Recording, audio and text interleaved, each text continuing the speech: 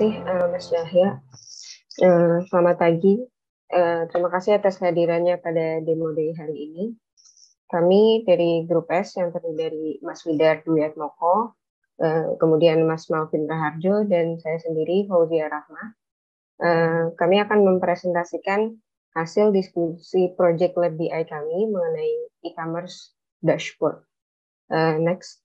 Pertama-tama latar belakangnya yaitu sebuah e-commerce Brazil yang baru saja didirikan ingin melakukan monitoring terhadap aktivitas yang mereka lakukan, di antaranya aktivitas penjualan dan pemasaran. Dalam sistem yang mereka miliki, mereka sudah ada data mengenai penjualan, seperti data penjualan teraktual dan lainnya.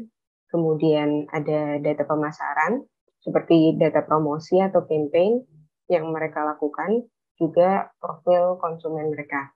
Selain itu, dari tim business development juga sudah memiliki data hasil eksperimen antara landing page lama dengan landing page baru. Sebagai bisnis analis, kami ingin menyajikan informasi yang komprehensif dan bermakna kepada para stakeholder untuk membantu mereka memonitor dan membuat keputusan terbaik. Untuk itu, next. Tujuan dari proyek ini adalah membuat sebuah dashboard visualisasi data yang mudah untuk dicerna dan memudahkan para stakeholder dalam memonitor dan membuat keputusan. Tentunya dashboard kami akan menampilkan visualisasi data yang spesifik terhadap user atau persona penggunanya. Mulai dari C-level management untuk melihat data aktivitas penjualan dan pemasaran secara ringkas, kemudian untuk tim sales yang akan lebih banyak menampilkan matriks performa penjualan mereka, dan untuk tim marketing dengan menampilkan efektivitas campaign dan segmentasi konsumen berdasarkan RFM, juga untuk tim business development dengan menampilkan simpulan dan rekomendasi bisnis berdasarkan A/B testing yang telah mereka lakukan. Next. Secara ringkas, berikut proses yang kami lakukan terhadap data perusahaan e-commerce tersebut, mulai dari data sales, marketing, dan A/B testing preparation, kemudian cleaning, wrangling, dan A/B testing yang dilakukan menggunakan Python Script Notebook, kemudian dilanjutkan dengan proyeksi atau visualisasi data menggunakan Tableau. Untuk proses lebih detailnya akan dijelaskan oleh Mas Widar. Silakan Mas Widar. Oke, terima kasih Mbak Fauzia atas waktunya. Pertama adalah sales data ya. Pertama itu kita mencari data yang nol dulu, dan ditemukan ada data nol yang paling banyak itu delivered customer date. Kemudian dari data nol itu tim kami memutuskan untuk mengganti delivered customer date ke data sebelahnya, yaitu order estimate delivery date, yang mungkin akan bermakna sama gitu, jadi bisa diartikan dengan hal yang sama gitu. Jadi next, untuk sales datanya sendiri, untuk relationnya itu pertama ada customer, kemudian dari customer itu kemudian order sendiri ada dua relation, ada order item, order review. Kemudian dari order item sendiri ada relation untuk produk dan sellers. Next. Oke, selanjutnya untuk sedikit untuk wrangling untuk marketing data. Di sini sebenarnya sangat sedikit untuk pengolahan data untuk marketing, hanya untuk membersihkan data marketingnya. Pertama untuk membersihkan beberapa non-numeric part untuk income, itu saja sih, sedikit untuk wrangling untuk marketing data. Kemudian untuk selanjutnya next. A/B testing ya. Untuk A/B testing ini kita mencari beberapa bukti ya untuk apakah hipotesis nol itu nanti akan ditolak atau tidak.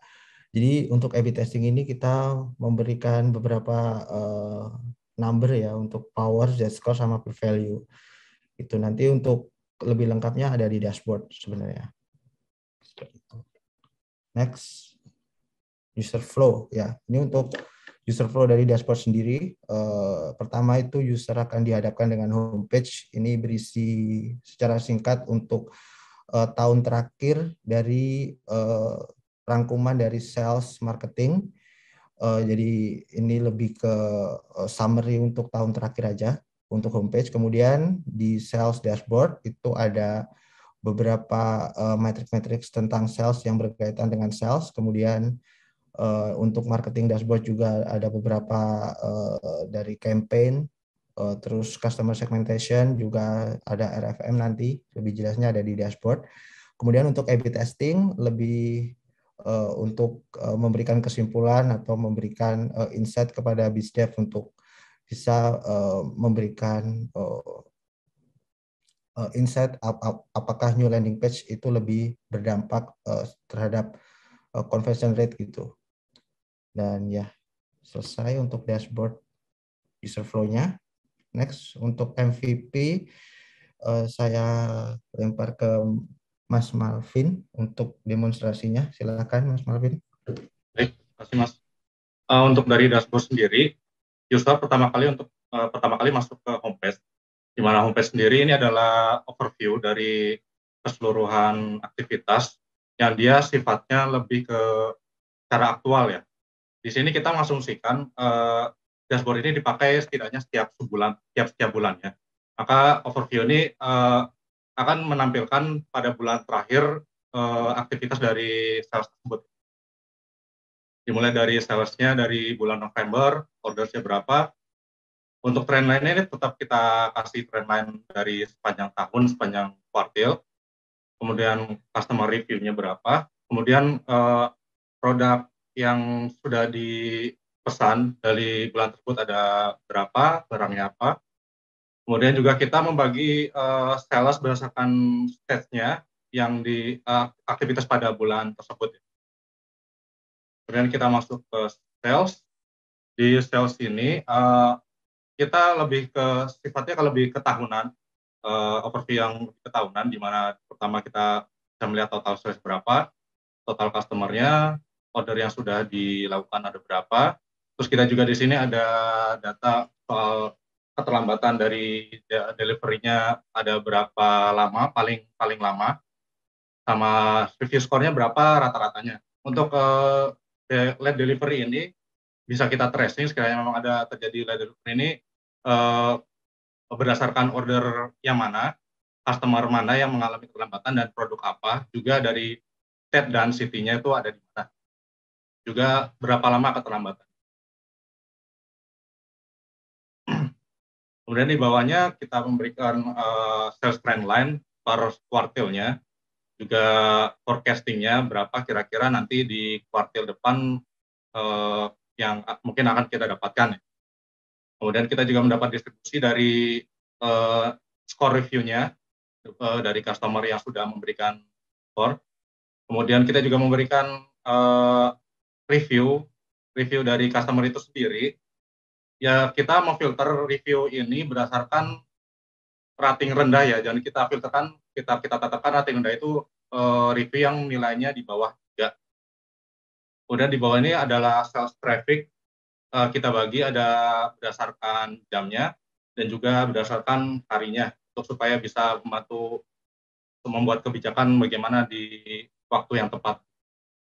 Kemudian kita memberikan total orders by product di mana produk mana yang paling laku dan paling sedikit penjualannya, dan bagi produk mana yang paling menghasilkan berdasarkan salesnya paling menghasilkan paling banyak dan menghasilkan paling sedikit produknya. Setelah itu juga kita juga membagi sales berdasarkan state, persebaran state-nya. Kemudian masuk ke marketing. Di marketing ini kita ada metrik campaign kita yang ada 5 tadi. Seberapa efektifkah campaign yang sudah kita lakukan berdasarkan dari total customer yang kita punya.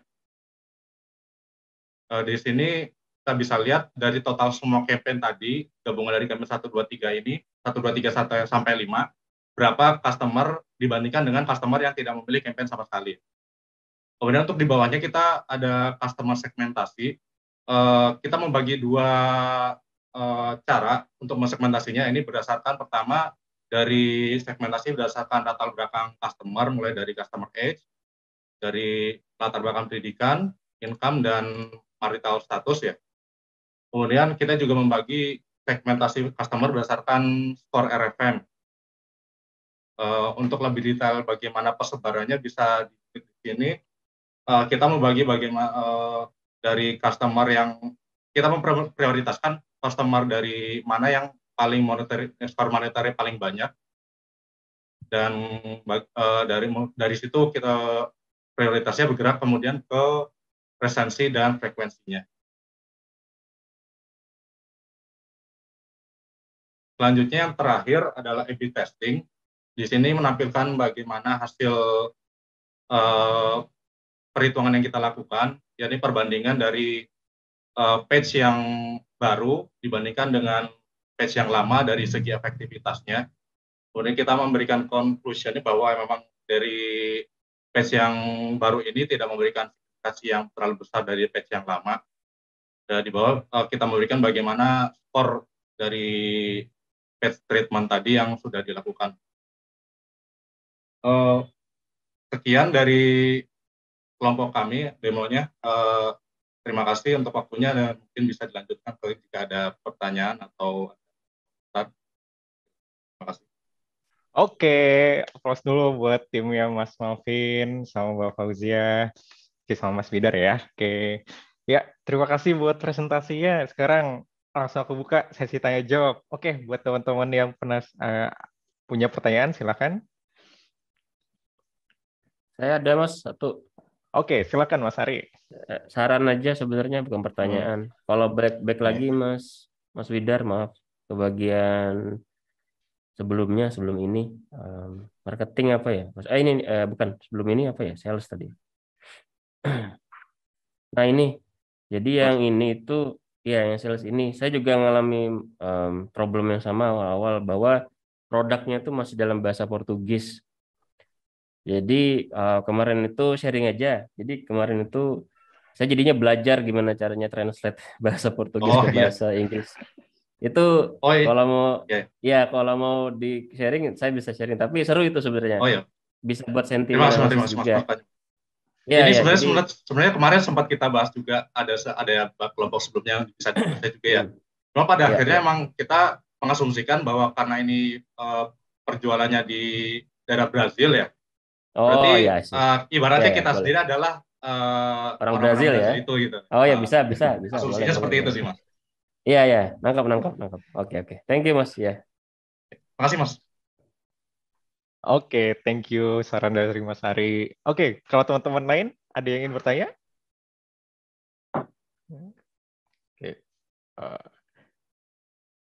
Oke. Kalau nggak ada mungkin aku mau ngasih saran ya ke tim kelompok S ya nih. Nah, tadi aku melihat teman-teman menampilkan wrangling data ya. Dan tadi teman-teman ngecek kayak null value gitu ya. Nah, sebenarnya yang harus teman-teman cek juga itu contohnya adalah cek duplikat pada ID misalkan. Itu juga harus teman-teman perhatikan gitu ya. Misalnya kayak gini, aku nggak tahu nih, apakah anggap aja yang ini ya, sebelum ngelakuin RFM ini, itu kan kita ngebagi si resensi, frekuensi, sama monetary masing-masing orangnya kan berdasarkan per ID kan ya. Nah, ini harus dicek nih, apakah ada ID yang duplikat atau enggak di sini. Karena kalau ada duplikat, itu akan membingungkan kita ya. Jadi orang ini tuh sebenarnya yang mana? Yang pertama atau yang kedua? Nah, itu harus dicek ya, karena nanti hasilnya malah bias gitu. Itu satu. Terus yang kedua, untuk dari untuk di di tablonya ini memang tidak bisa kalau misalnya pakai distinct datanya itu. Biasanya kalau di tablo ada count distinct sama count yang menyeluruh gitu. Apakah itu nggak bisa? Nah, kalau kayak gini kan nentuin frekuensi. Oh, Masnya nentuin frekuensinya langsung dari tablo ya? Iya, dari tablonya. Langsung yang distinct sama yang enggak. Iya. Kalau misalkan bisa di tablo nggak masalah sih. Cuman yang harus dicek tadi tuh ya, apakah ada duplikat di ID atau enggak gitu. Kita juga mungkin nggak pikiran juga di awal sini. Nah, betul. Terus untuk next-nya yang data A/B testing itu juga harus dilakukan pengecekan ada duplicate atau enggak gitu ya. Soalnya kalau misalkan itu kan berdasarkan orang yang dapat treatment atau dapat grup kontrol kan. Kalau misalkan orangnya itu dapat keduanya, nah itu nanti membingungkan kita untuk menentukan sebenarnya dia itu convert atau enggak gitu ya. Convertnya akibat grup kontrol atau convertnya akibat grup treatment. Jadi itu juga harus diperiksa ya. Nah, itu. Terus berikutnya nih coba Mas siapa nih? Mas Malvin ya. Mas Malvin masuk ke kategori yang RFM tadi. Oh ya. Nah, coba ke slide itu. Nah, di sini ada yang menggelitik nih. Di sini kan ada customer segmentation by kategoris kan, absurd, alone, dan lain-lain sampai YOLO nih. Nah, misalkan Mas Malvin, kalau YOLO-nya ini gede gitu. Nah, kira-kira apakah Mas Malvin mudah untuk membuat action buat teman-teman marketing untuk masuk ke dalam segmen YOLO tersebut gitu?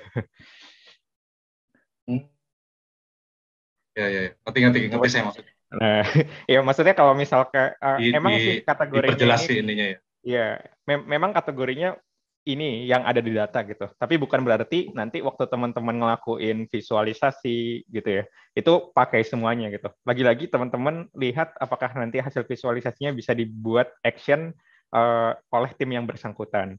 Jadi kalau misalkan ngelihat segmentation by marital status, mungkin bisa dipakai aja yang kategori apa, divorce, married, single gitu. Ya, seperti itu. Widow itu mungkin bisa masuk ke divorce mungkin ya, mungkin. Together bisa masuk ke merit gitu. YOLO, absurd, alone. Kalau misal ini bisa dicek lagi dulu sebelum divisualisasikan. Ada hal yang bisa kita dapat nggak? Atau ada hal yang bisa kita jadikan rekomendasi buat tim yang bersangkutan nggak dari kategori tersebut? Kalau misalkan nggak ada, udah bisa di drop gitu ya. Nah, jadi ini harus hati-hati gitu. Oke, terus misalkan yang dari ini ya, dari tabel-tabel kayak gini bisa dicek juga validitasnya ya. Kayak tadi kan pasti ngebuat tabel RFM ini ngelihat nilai resensi, frekuensi sama monetary. Apakah sudah dicek gitu? Nilai resensinya sudah valid atau enggak gitu. Misalnya kayak nilai resensi yang enggak valid menurut Mas Malvin apa? Nilai resensi yang tidak valid gitu. Apakah resensi 0 itu valid, Mas Malvin nilai? Oh, enggak. Nah, iya. Oke ya, kok bayang ya. Apakah resensi -1 itu valid nilainya? Itu enggak. Nah, ya. Kalau -1 kan enggak ya. Artinya kayak ngomong. Ya, itu nggak mungkin muncul kayak. Betul. Ya. Nah, pastikan sebelum ditampilkan teman-teman sudah melakukan yang kayak gitu. Cek dulu validitasnya, cek dulu apakah semua yang dipakai itu nanti bisa setidaknya dapat dapat gambaran, bisa kita buat rekomendasi untuk tim yang bersangkutan dan seterusnya. Nah, oke, seperti itu. Ya, mungkin kayak gitu. Dan saran tambahan mungkin di sini bisa dikasih tahu ya. Kalau di RFM ini ya emang kita bisa melihat oke, ini ada potensial customer dan lain-lain gitu ya. Tapi mungkin bisa ditambahkan juga kayak di bagian loyal, bagian yang paling top apa? Loyal sama champion sih, yang paling top. Sama paling top. Ya. Maksudnya paling banyak jumlahnya. Ya bukan paling banyak. Yang harus paling ini di ini champion. Oh oke, udah ya. Oh oke. Sip. Ya, mungkin ini juga bisa dikasih ya. Kalau dari sini kan yang ditampilkan dari sisi jumlahnya ya, berdasarkan skornya, bener ya Mas Malvin ya. Nah, jadi biasanya juga yang ditampilkan nggak cuma ini, tapi coba ditampilkan kayak besar monetary atau spending dari masing-masing ini gitu. Jadi sehingga kita tahu ya, kalau misalkan waktu tim marketing kan terbatas. Kalau misalkan mereka harus ngurus semuanya itu nggak mungkin kan. Nah, kita bisa nentuin prioritas, tapi kalau misalkan sudah ada prioritasnya, artinya kita bisa less fokus ke segmen yang lain. Nah, di situ kita bisa tampilkan itu. Kira-kira kalau kita less fokus dan akhirnya hilang, potensi hilangnya itu akan berapa gitu ya, dari sisi monetary misalkan gitu. Itu juga bisa ditambahin gitu. Sehingga lebih enak lagi dalam membantu tim marketing membuat keputusan. Oke, Mas, terbayang. Oke, paling itu. Ya, itu dari aku. Tapi overall bagus dan tadi sudah cukup lengkap ya ini ya dashboard-nya. Oke, thank you